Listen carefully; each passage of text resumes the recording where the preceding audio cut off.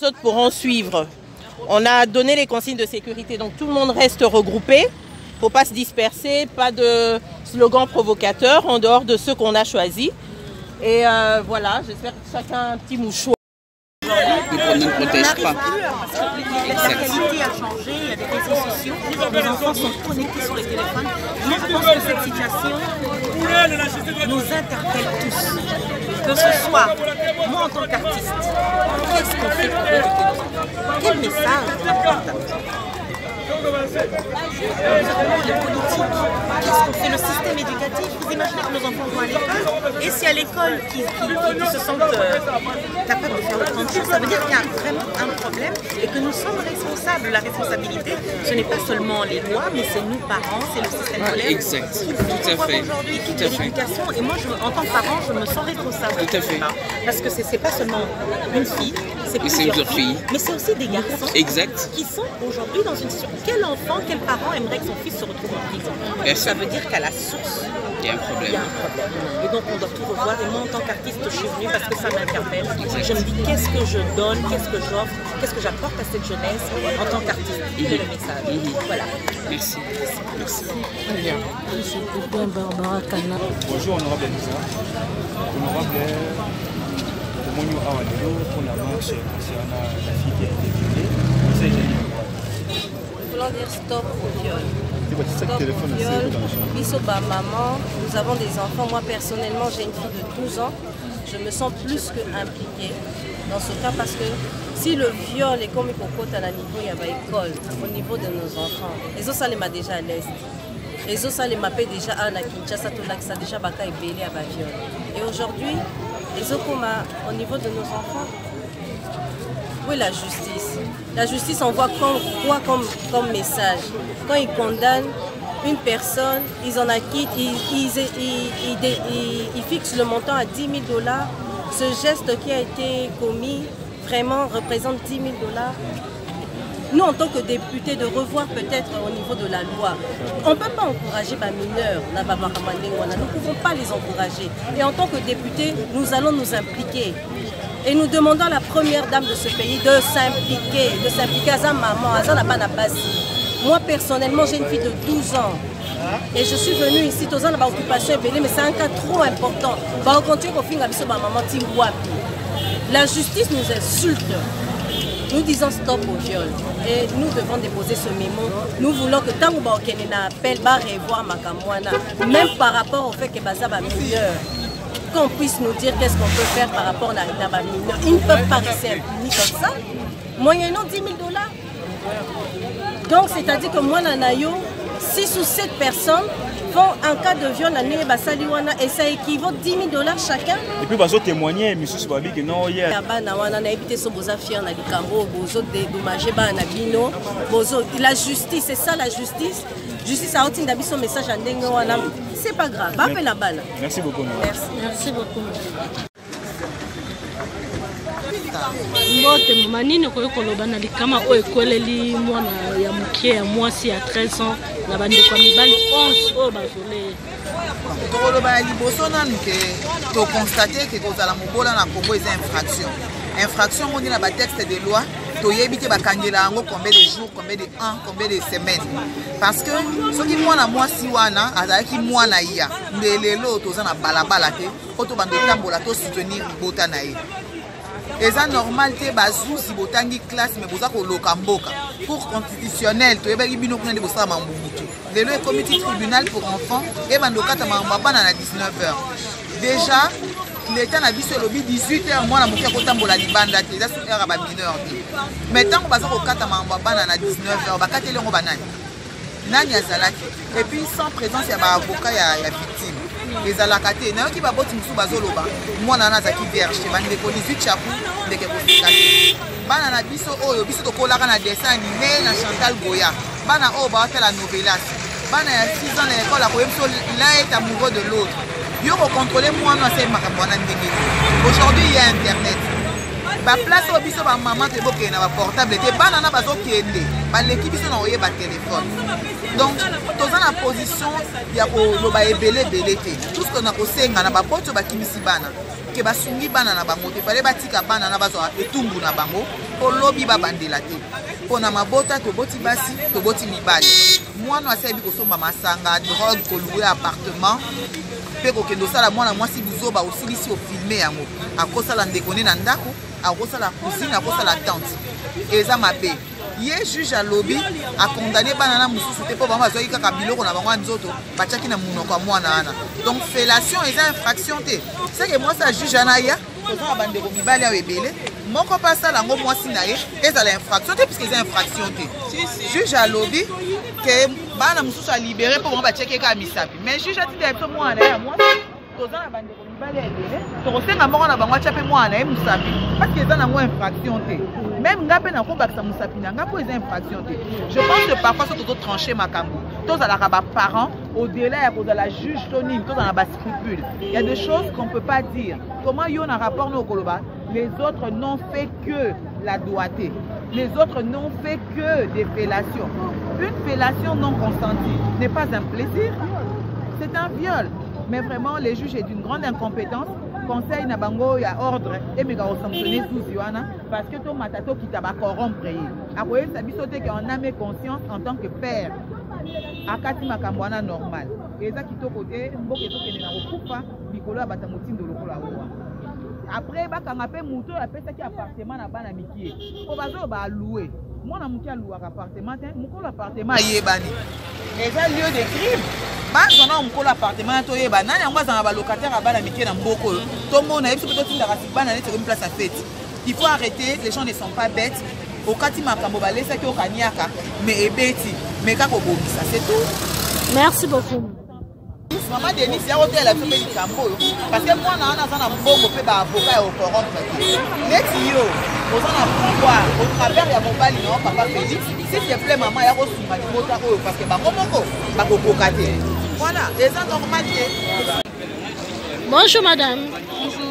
Tomoni awa na esika na tribunal ya Gombe awa esika bato nyonso to baza po na soutien ya ndeko na biso ya mwasi mwana na biso o ba violaki message nini ko ekopesa na bandeko o bazali kolanda yo message niko ekopesa na bandeko bazolanda ngaka toye kaka ko sala justice koloba po na mwana na biso ndeko na biso oyo ba violeke to sala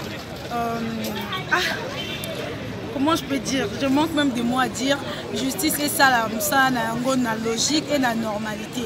Parce que tout ça, on a souci de qu'on a vu, tout boy à viol fait à la femme, tout boy à go, tout boy à viol. Comment fait-il moi na ajoana, à coma, cause à la violer dans bateau belé bongo. Donc justice et ça la moussa na logique et la droiture. Donc c'est un peu ça, pas si n'a plus zakawana yango au monde tout zaya. Merci beaucoup. Yo en tant qu'honorable, en tant que moto o ayebi loi, est-ce que juge wana vraiment akati makambo malamu parce que alobi ke bazalaki 11 mais misusu batiaki ye kaka misapi misusu batiaki ye kaka eloko na monoko donc moya condamné bango ezati ngo ba drogue utaye wapi maman merci koyo na casquette nanga député national moyena condamné ba décision ba juge ezati pour toi na séparation de pouvoir bango baza judiciaire nga naza côté législatif je ne peux pas mais en tant que citoyenne je peux observer yango wana lelo nga na ye pa ba juge to sengi bango que ceux qui partie à victime so ba sentir qu'il faut pas interjeter appel ba kende place musu ba ndimi eloko wana ke problème exact nous on va les accompagner ceux qui veut ba juge ba moni que il y a possibilité de réparer pas pour la fille mais pour celle au violer bango lobby abangisa ta batwana mutu mo so za ina posa violer mutu na circonscription na nga neti ya funa to na selema ou to na bunto na bandal abanga pona likambo oyo. Donc ça c'est le message que nous lançons. Je ne peux pas critiquer les décisions des juges, mais je suis congolaise, je suis femme, je suis mère, j'étais écolière, nazaki élève et puis nazaki na camarade ba mbali na linga na camarade ba mbali kaka na solanga na ba mbali. Et non, là peut-être n'a pas nazala na danger, mais peut-être pour baninga nga bazara bongoté, et on va salangoté. Et aujourd'hui, j'apporte vraiment de tout cœur mon soutien à cette jeune. Merci beaucoup. Merci. normalement assis ça et yé bon repère comme ambassadrice ya ko bundela moni bakaboye ezala yo mo foko se relever comme pas ambassadrice ngana bi ba femme belé lo na monde parce que ba victime ba violence sexuelle lelo ba on ba comme ko bundela ngo po yé mo azaki victime pas et bien ngo bien. Donc présence na biso lelo eza pour porter soutien na biso na mwana na famille na ina maman na ina bandeko na nyonso. C'est vrai que ban et belé au monde a violé bango mais ba parents ba boya ko devant juge ba misu bana mbongo te ba misusu bazo banga ko na soni po anini po moi si so ba violé ba to ba comment poser ba question olataki neni OK non ça nini kuna na heure wana d'ailleurs kutu po ni batika ki ozala non le viol reste le viol. Ata alataki mabe, ata zalaki place nini na erwana, c'est le viol. Et l'eau ça la mingi basi baboya na bango parce qu'il y a toujours des gens oh comme a toujours pour minimiser et l'eau comme surtout ça il est na est et amboka quoi ni ba viola. Est-ce que ba balata mabe surtout que na Maghreb poto ya viol et l'équipe makasi na Maghreb na ba pays au ba Égypte ba nini kuna likolo. Mais on a basi balata ni balata la mala bango ba musulman même quoi ni ba viola bango. Donc ils ont intention, ils ont mal moko ils ont na kati ya société. Meilleure façon de punir en gros, il y a aussi ça, même si aussi là totalement il y a au moins pour stopper ma camoué, c'est ça pour punir sévèrement tout ça là parce que ceux qui vont moniquer batouana va punir bah oh balinga ba ça là comme une moi réticence mais cela il faut pas basi ba que il faut se soutenir, il faut la solidarité. Mes parents n'habitent pas en tant que moi si. Nos parents ne nous apprennent pas à nous battre. On nous dit ah moi si tikate. Ceux qui vont beto tika moi si non, il faut se battre. Ceux qui m'ont violé, mais bamba est un sac. Banata on se battre. Aux yeux ta parfum au bambier, aux yeux les pas pour de sorte que ceux qui ont zoyo, un zoyo qui au mi bundi déjà, zoyo on a souka.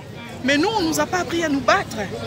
Nos parents nous disent ah moi ça sonne ça moi mobali. Atikate tout ça là. C'est la société et Fabrica Bisso et aujourd'hui nous disons non. C'est une nouvelle génération. Basi au milieu monia, to tangi classe ensemble, to bandi musala journalisme ensemble, to moni passi dans ma milieu professionnel. Passi. Ceux qui ont pécité au rosoir, bah avantage té. Et beaucoup de femmes, bah misu bakanga munoko, bah boya oloba, quoi boy va juger. Mais nous on a dit plus on se tait, plus ma victime va ébélé. Il faut commencer par délier les langues. Il faut commencer par parler. Si tu es victime des violences sexuelles, ceux qui bandit na yo bombier ba qui vont violer muninga, yo bombaki. Donc il faut vraiment cette chose. Même ça. Si c'est bon pour les autres. Voilà. Parce qu'ils protègent leurs enfants. Donc vous protégez vos filles et les autres il faut non. Enfants au lieu qu'ils affrontent leurs bêtises. Attachez vos filles donc aux parents de ces enfants là.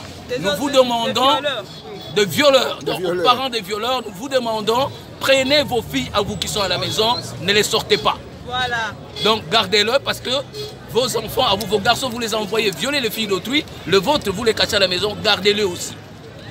Voilà, c'est tout ce qu'on vous demande. Oui.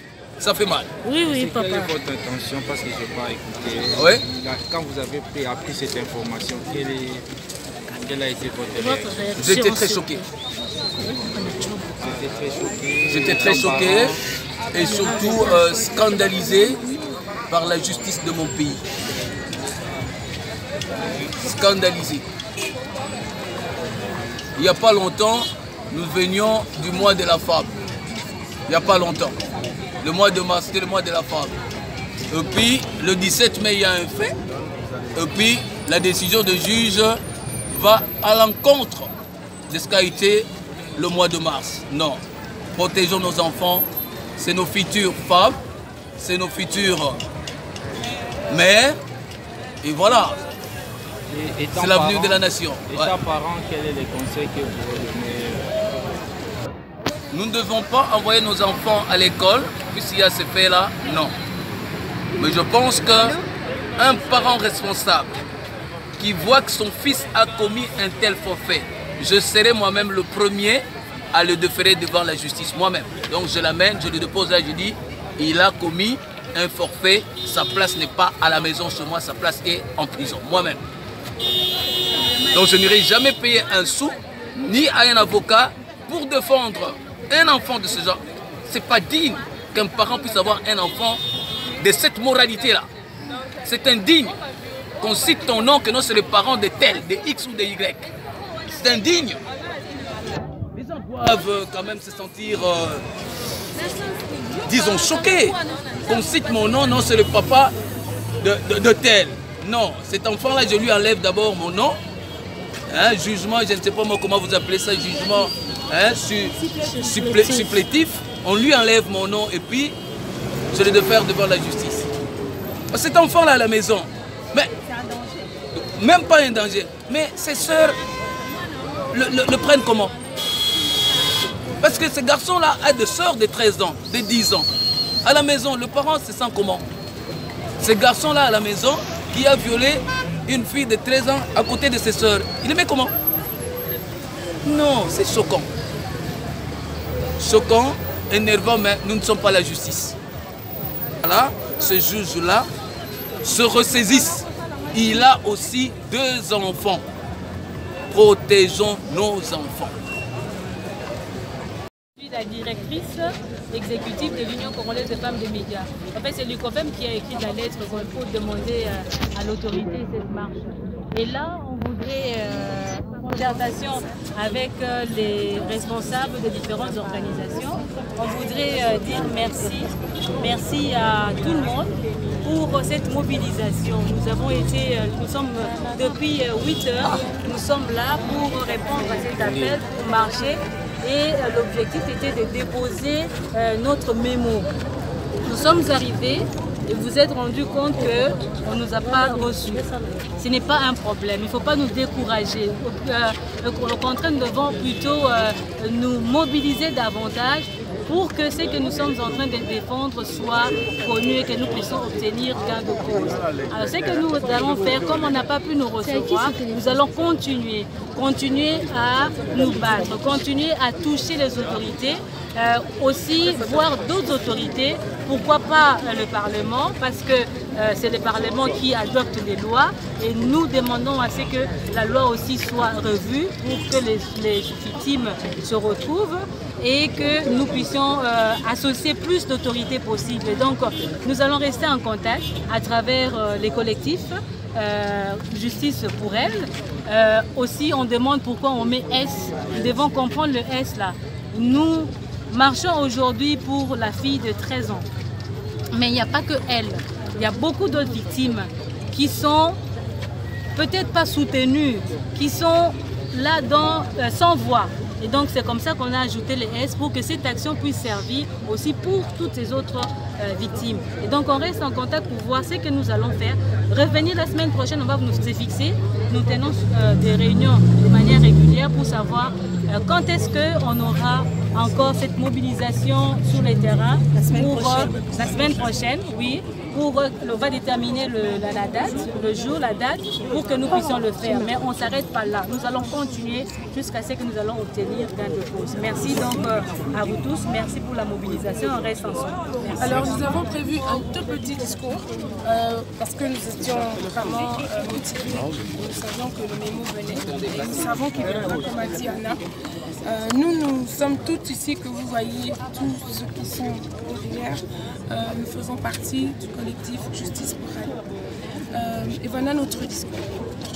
Le grand sage a dit, la ville s'élève par la bénédiction des hommes de bien, mais elle est renversée par la bouche des méchants.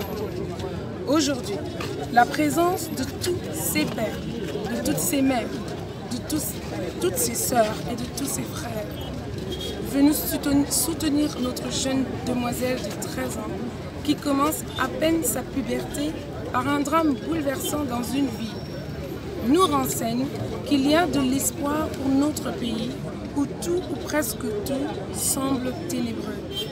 Mais ce vent nouveau qui souffle, cette masse de gens qui se sont réveillés de bon matin pour dire non, c'est le Congo nouveau. La présence de chacun ici aujourd'hui crie haut et fort que le viol n'est admis ni dans nos maisons, ni dans nos écoles, ni dans nos quartiers, ni dans nos villes, du nord au sud, de l'est à l'ouest de la RDC. Soyez tous fiers d'être venus pour démontrer que vous tenez à ce que justice soit rendue à notre petite princesse et toutes ces femmes meurtries, sans oublier les hommes qui les soutiennent. Que dorénavant en RDC, chacun dise à son voisin, ne touche pas à ma fille, ne touche pas à ma soeur, ne touche pas à ma mère. Que Dieu bénisse tous les hommes et toutes les femmes de bien dans cette ville. Que Dieu bénisse le Congo. Nous vous remercions d'être venus. Merci. L'indicatif 243 nayebi ke bomoni ba image bomoni makambo nyonso tu oyo eleki awa toye awa na tribunal ya Gombe baboyi kokotisa biso baboyi même kokotisa bato bazali lokola ba représentant ya équipe oyo bomoni bato oyo nyonso tu na sima mpona kosoutenir mwana na biso ndeko na biso ya mwasi ya 13 oyo baviolaki. Donc toye awa tozwi moyen ya kokota eza te même moyen que bandeko oyo baza lokola ba responsable bazalaki liboso na biso po to luka justice pona ndeko na biso ya mwasi bazwi pe moyen kokota te pona kotika memo oyo toyaki nango pona kodénoncer jugement oyo esalamaki pona ndeko mwasi ezalaki jugement moko vraiment ya malonga te ya malamu te. Donc tokoti te pourquoi bakoti biso te bakangi kutu na portail. Donc nayebi te pourquoi baboyi tokota. Merci na bino kaka bozalaki ebele ya kolanda élément oyo ya mokolo ya lelo oyo tozali lelo bongo le 21 juin 2019 na kati ya Kinshasa. Donc nayebi ke bisika bozali mitema eza ya kozoka mitema eza ya pasi po biso nyonso mitema eza ya kozoka mitema eza ya pasi mais bo pesa kaka botia kaka na baprière ke ndeko na biso ya mwasi bisika yazali nzambe apesa ye makasi ameka apesa ye mpenza makasi po asimite likambo oyo vraiment avec beaucoup de prières nayebi ke nzambe akosunga. Et puis na bakonzi na biso ya mboka ezali soni makasi parce que justice ya mboka oyo ezali vraiment ya bozoba ya bosoto. Siko tozokende wapi tolongwa mboka oyo ubie tosala nini. Juge mobimba azoloba ke non bamisusu wana na akite bango parce que bango bazwaki kaka basexe na bango batiaki kaka na monoko ya mwana misusu badoataki ye kaka kodoate donc basali crime te. Viol yango siko eza ya ndenge nini? Est-ce que viol eza kaka il faut ba mobali apénétrer yo na force parce que tant qu'on dit que ceux qui mutu même à brutaliser yo même à forcer yo na nzoto même ceux qui a longolo yo bilamba te mais tant que à brutaliser yo à forcer yo sexuellement ezali viol parce que tant on le dit que oh ba kotisa ki sexe na nzoto ya mwana mwasi ya 13 bango nde ba violer oh ba zwi ba sexe bango ya mike batina monoko na ye ba violer te eza violence te oh ba doit te mwana na biso ya mwasi eza violence te. Mais justice et modèle ni les osala manakati ya Congo. Ça c'est vraiment regrettable et la honte de dire qu'on est congolais donc de dire que je suis congolaise c'est la honte. C'est la honte na mboka na biso yango tokosenga vraiment na bakondi ya mboka oyo baza nanu na conscience bameka nanu kotelema mpona koboya likambo oyo balongola bajuge wana baza bajuge te baza bandoki balongola bango na mboka na biso parce que tant que bajuge wana bakozala na kati ya mboka ya Congo oyo ekoavance te Congo oyo ekozala malamu te toyebi te totangisa lisusu bana te bana batanga na ndako ou bien bana batanga bisika nini biso moko tokoma baprofesseur ebi bamadame ya bana ou bien ndenge nini. C'est pas normal mboka